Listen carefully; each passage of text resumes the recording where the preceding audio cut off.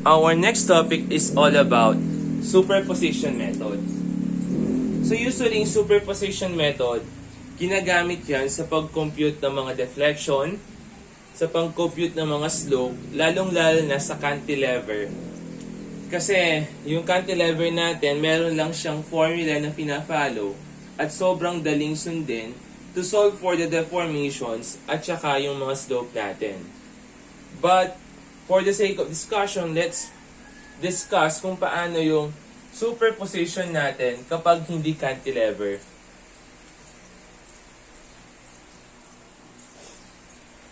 The method of superposition determines the slope or deflection at any point in a beam as the resultant of the slopes and deflections at that point caused by each of the loads acting separately. So, nangyayari niyan is we have a certain loading here. So, from this loading, gagawin natin siyang dalawa. So, meron tayong dalawang forces acting sa ABC natin, which is yung uniformly distributed na 5 kN per meter at saka yung concentrated load na 8 kN acting at the midspan. So, yung gagawin natin is kukunin natin yung deflections at a certain point, tapos pag-a-add sila depende sa orientation ng mga deflections nila. So, meron tayong mga given na tabulations which is presented dun sa module natin kapag sa pagkuha ng mga deflections kada point ng uniformly distributed load acting at the midspan at saka yung concentrated load acting at midspan. So, based from those tabulations, makukuha mo yung value ng deflections at saka slope niya. But first, siyempre, let's solve first for the value of reactions. Yung reaction sa A at saka yung reaction sa C. So, moment ka sa C, makukuha mo yung value ni A, which is equal to 19 kN. Moment ka sa A, makukuha mo si C, which is equal to 9 kN. So, after nating malaman yung mga reactions natin, we will draw the superposition diagrams.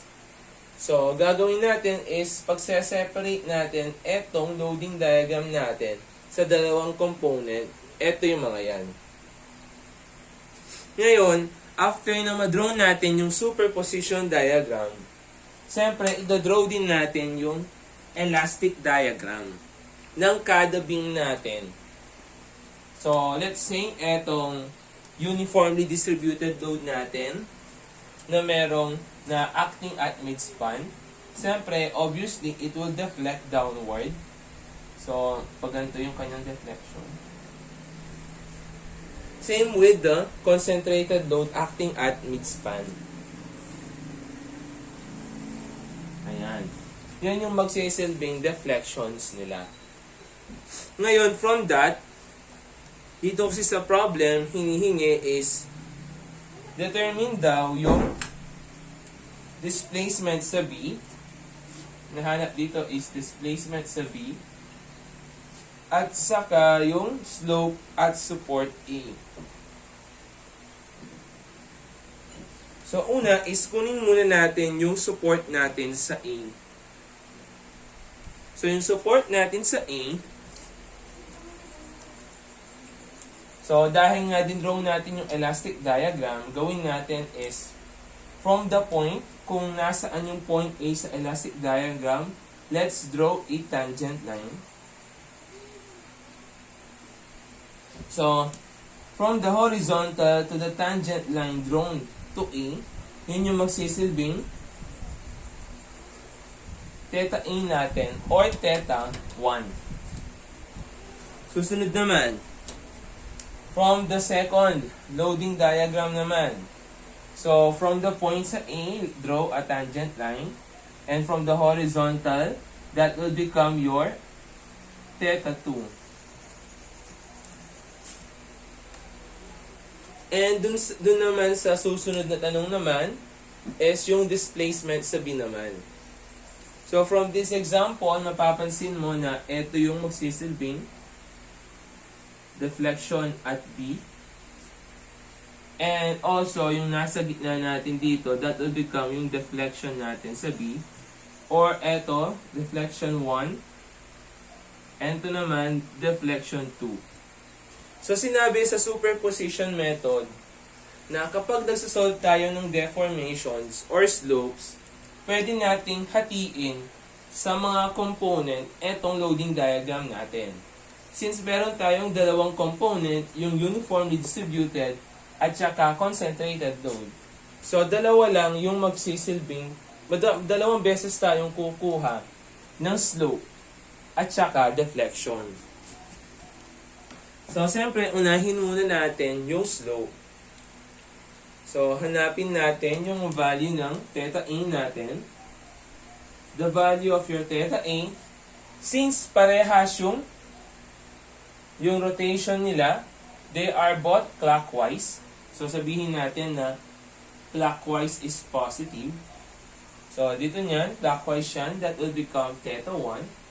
Plus, since clockwise yung susunod, that will become theta 2. Susunod naman, so yung value ng deflection natin sa B, so that will become, since pababa siya, so let's consider lahat ng pababa is positive. Since pababa to, below the reference ha, itong horizontal, so that will become positive, deflection 1. Since yung susunod is pababa din, so let's consider that is positive, deflection 2. Ngayon, para makuha natin yung slope at saka deflection, kailangan muna nating malaman yung value ng mga slope at saka deflection acting separately sa mga loads ng diagram natin. Siyempre, kung titingnan nyo sa diagram natin, dun sa nasa module, kapag uniformly distributed load acting lang sa kalahati ng simply supported beam natin, the value in computing for the value of slope is equal to 3 W L cubed all over 128 EI. So that will become theta 1 is equals to 3 multiplied by 5. Yung L, that is equal to 8. 8 cubed all over 128 EI. So the value of your theta 1 is equal to 60 over EI kilonewton meter squared. So anong rotation niya? Clockwise. Susunod naman, paano naman natin kunin yung value ng theta 2? Theta 2 is equal to, so, since na acting at midspan yan, so yung formula in finding for the value of theta 2 is equal to P L squared all over 16 EI. Next, kunin naman natin yung value ng theta 2. What is the value of your T? We have 8. The value of your length, 8 then squared all over 16 EI. So we have a value of 32 over EI kilonewton meter squared. Tapos yung rotation niya is clockwise.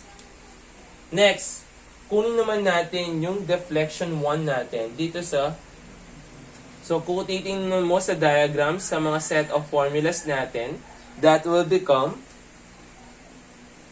PW 5W L raised to the 4th all over 768 EI. So, you will have a value of, so yung deflection natin sa 1, 5. Yung W natin is 5. The L is 8. Raised to 4 all over 768 AI. So, the value of deflection at 1 is equal to 60 all over AI. Kilonewton cubic meter. Tapos, pababa siya. Next, hanapin naman natin yung value ng deflection at 2. So, tingin lang tayo sa mga set of formulas. That is equal to PL cube all over 48 AI. So, yung deflection at 2, yung P is 8, L is 8, 48 EI. Now, the value of your deflection is now equal to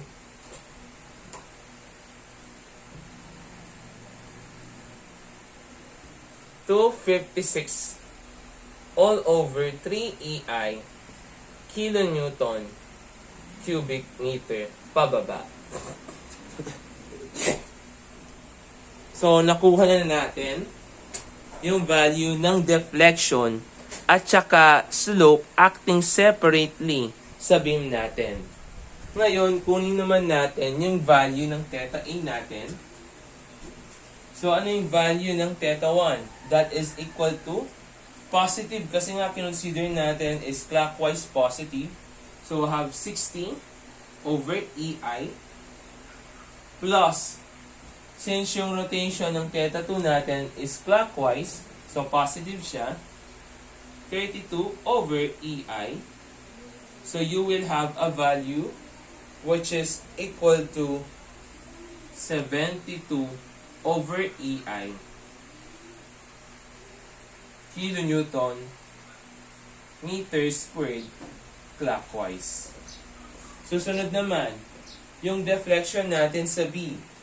Since parehas sila na downward, that would become positive. So, we have positive 60 over EI plus positive 256 over 3 EI.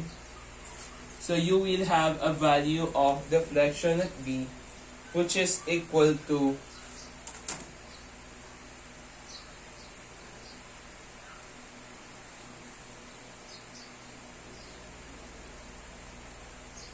8. So, mali pala tayo dito, no? Kasi yung value ng deflection natin dito is not 60 over EI. That is equal to 400 over 3 EI. So, mali tayo dito. This is 400 over 3 EI. So, we have a value of 656 over 3 EI kilonewton cubic meter downward. So, ganito yung procedure in computing for the value of deflection sa tsaka slope using superposition method kapag simply supported siya.